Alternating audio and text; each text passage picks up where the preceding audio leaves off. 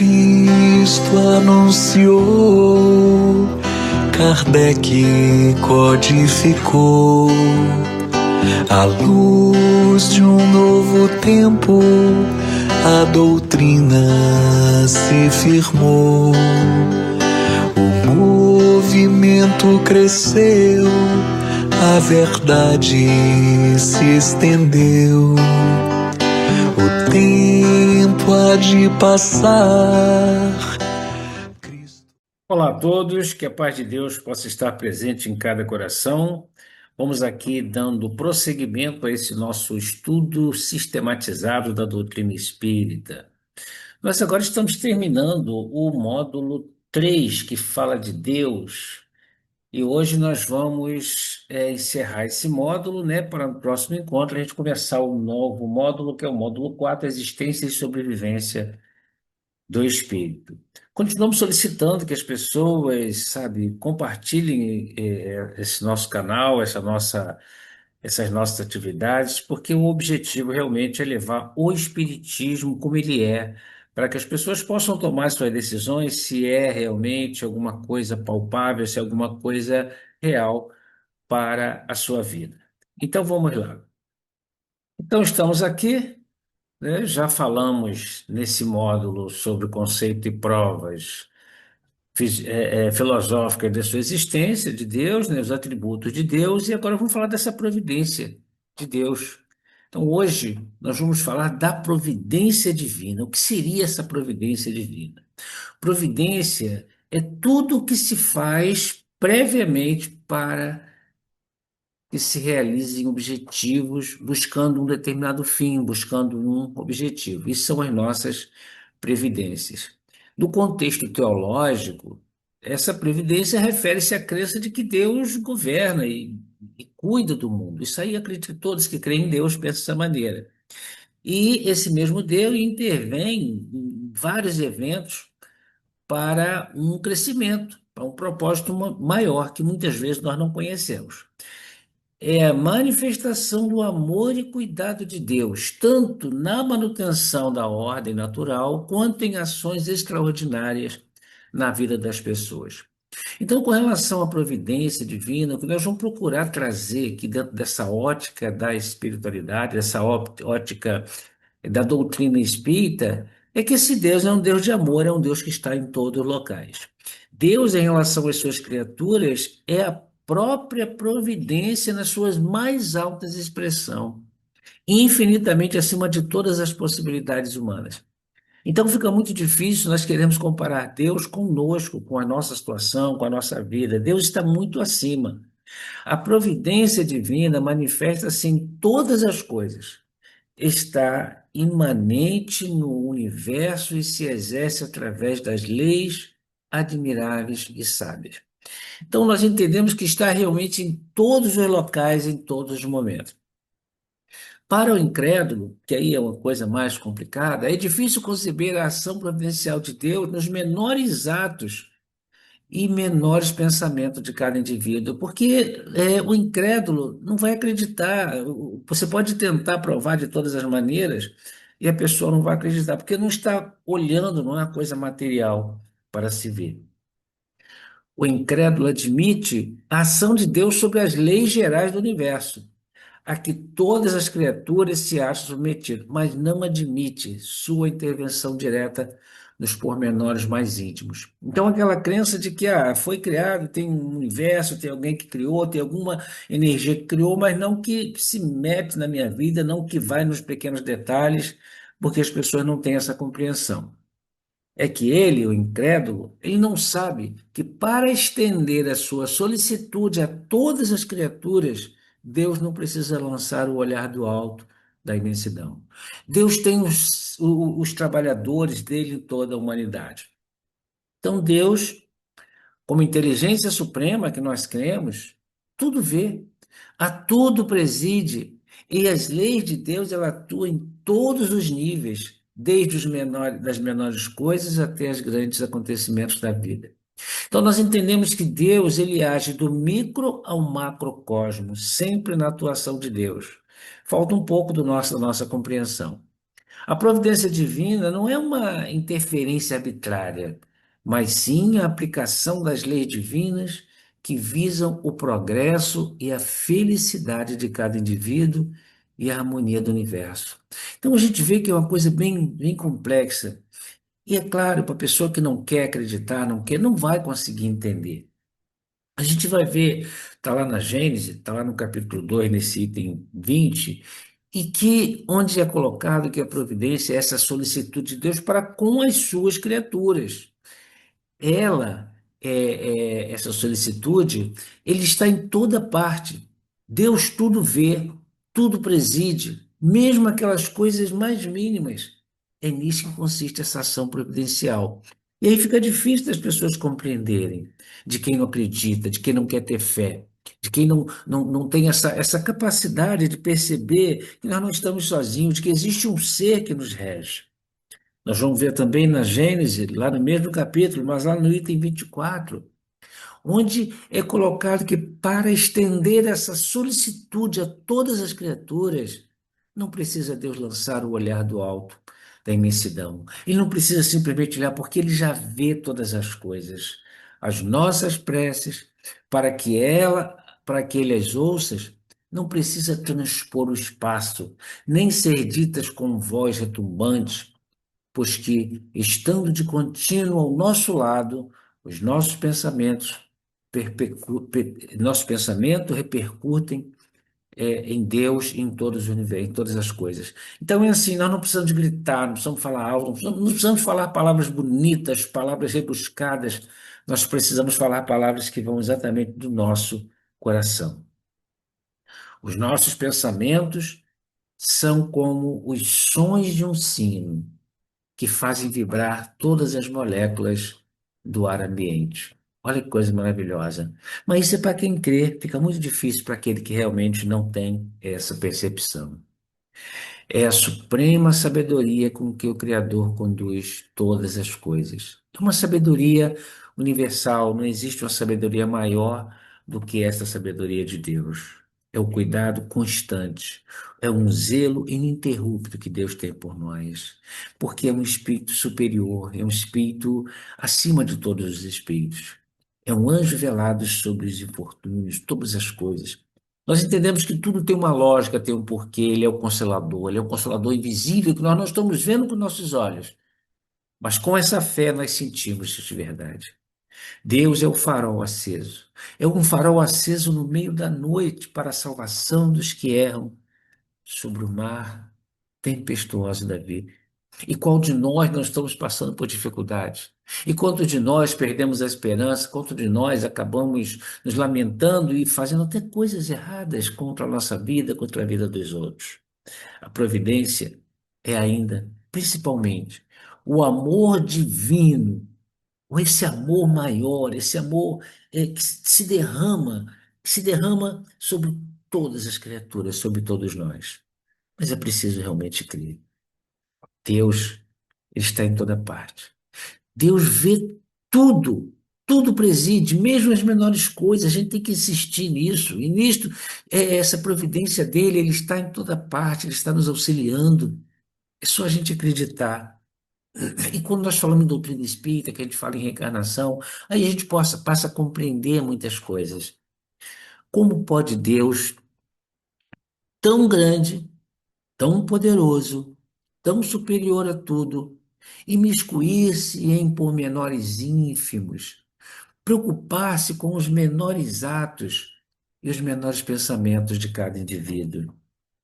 É esta a interrogação que a si mesmo dirige o incrédulo, concluindo por dizer que, admitida a existência de Deus, só se pode admitir quanto à sua ação, que ela se exerce sobre as leis gerais do universo. Então, assim, porque quer algo palpável, quer algo que mude, eu quero ganhar um prêmio, eu quero que a minha dor acabe nesse instante, eu quero que aquela pessoa que está desencarnando não desencarne. Que o universo funcione de toda a eternidade em virtude dessas leis, às quais toda criatura se acha submetido na esfera de suas atividades, sem que haja mister a intervenção incessante da providência. Mas existe a intervenção da providência em tudo que há. Nós sempre costumamos dizer que existe a injustiça dos homens, o tempo todo a gente vê isso, mas não existe o injustiçado para Deus. E aí a gente vai compreender que a providência divina ela é muito maior. A gente pode não compreender agora, mas a gente vai compreender em algum momento. Achamos-nos então constantemente em presença da divindade.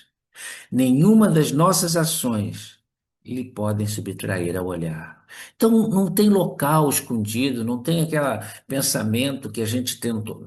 Tudo que nós pensamos, agimos e falamos está dentro do alcance de Deus. O nosso pensamento está em contato ininterrupto com o seu pensamento, havendo, pois, razão para dizer-se que Deus vê os mais profundos refolhos do nosso coração. Isso é para quem crê. Mas a gente crê isso como uma verdade. Estamos nele como ele está em nós, segundo a palavra de Cristo. A gente vai ver nesse livro aí, de Emmanuel, Justiça Divina, onde ele vai trazer para a gente que se acreditas que o hálito das entidades angelicais bafeja exclusivamente os cultivadores da virtude, medita na providência divina que honra o sol, na grandeza do espaço, mas induzindo-o a sustentar os seres que ainda jazem colados à crosta do planeta, inclusive os últimos vermes que rastejam no chão. Então, assim, Emmanuel coloca essa expressão de que Deus não olha só para esse detalhe ou para aquele detalhe. Deus olha para todo, não é para que ele tem virtude, é para todos nós. Nenhum de nós estamos perdidos eternamente. Contempla os quadros que te circundam em todas as direções e reconhecerás o amor infinito, buscando suprimir em silêncio as situações deprimentes da natureza. É só nós observarmos a natureza em torno da gente, em torno de nós. A gente pode parecer que as coisas estão todas perdidas, mas não estão todas perdidas, porque Deus é maior do que tudo isso. Cachoeiras cobrem abismo, fontes alimentam a terra seca, astros clareiam o céu noturno, flores valorizam espinheirais. No campo de pensamento em que estagias, surpreenderás esse mesmo infinito amor, procurando extinguir as condições inferiores da humanidade. O amor de Deus é um amor muito grande. Talvez nós não tenhamos ainda condições de compreender esse tipo de amor. Pais, pais transfigurados em gênios de tortura, professores desfazendo as sombras da ignorância, médicos a sanarem doenças, almas generosas socorrendo a necessidade. Nós sempre vamos ter alguém para nos auxiliar. Deus nunca vai colocar um fardo tão pesado a ponto de que nós não possamos carregar. E sempre vai nos dar esse auxílio de alguém ao nosso lado para nos socorrer.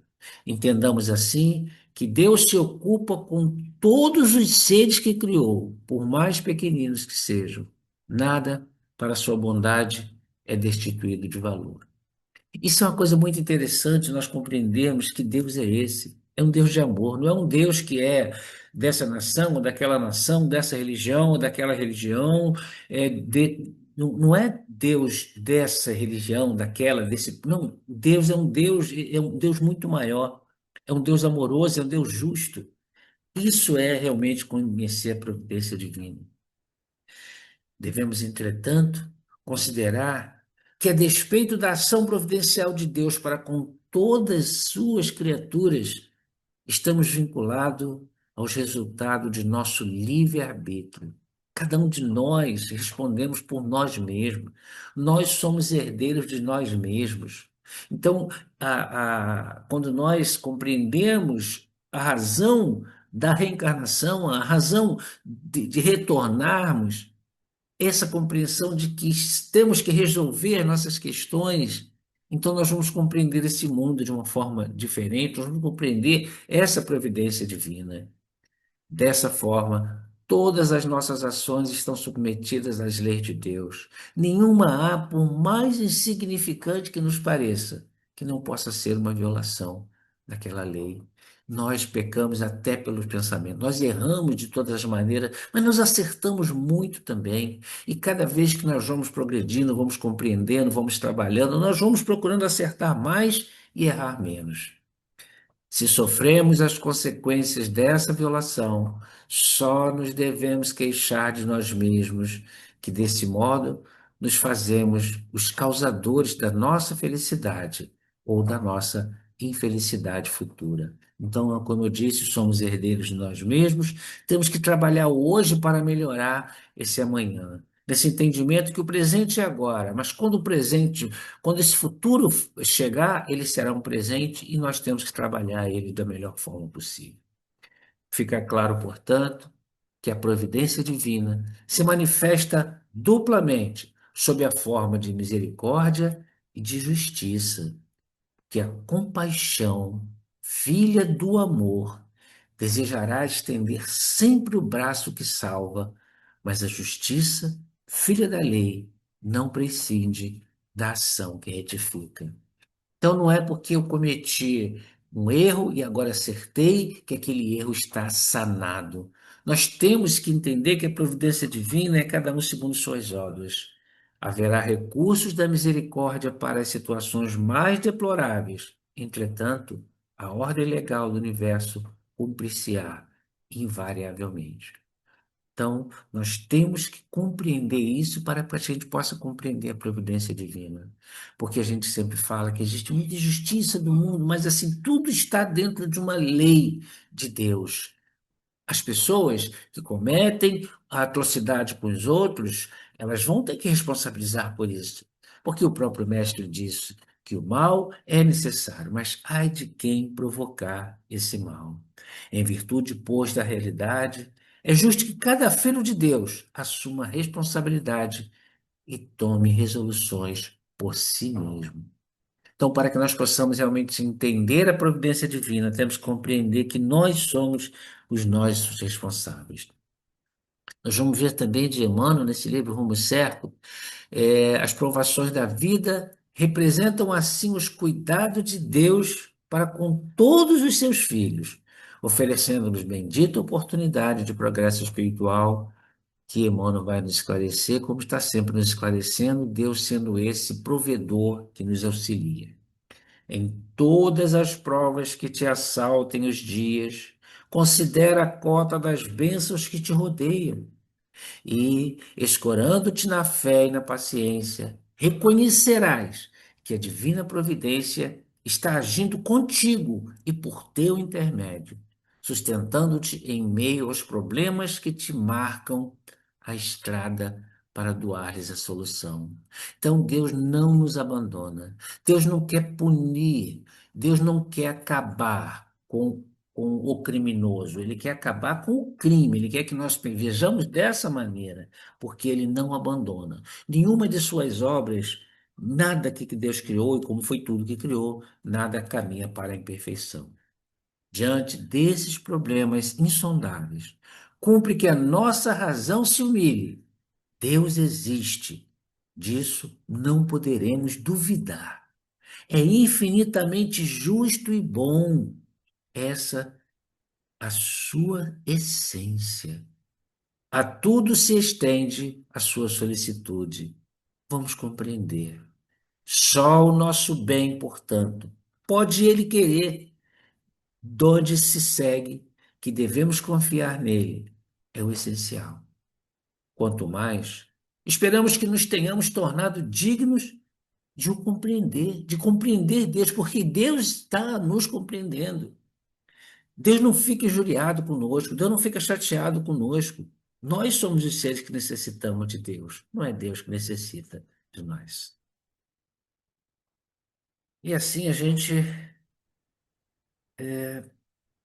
encerra mais esse programa,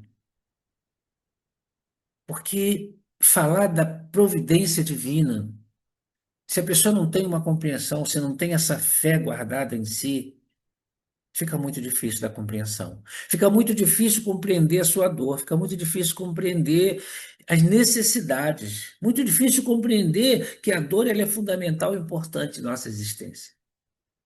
Mas quando nós temos essa compreensão da providência divina, entendemos que a dor é necessária, mas o sofrimento é opcional.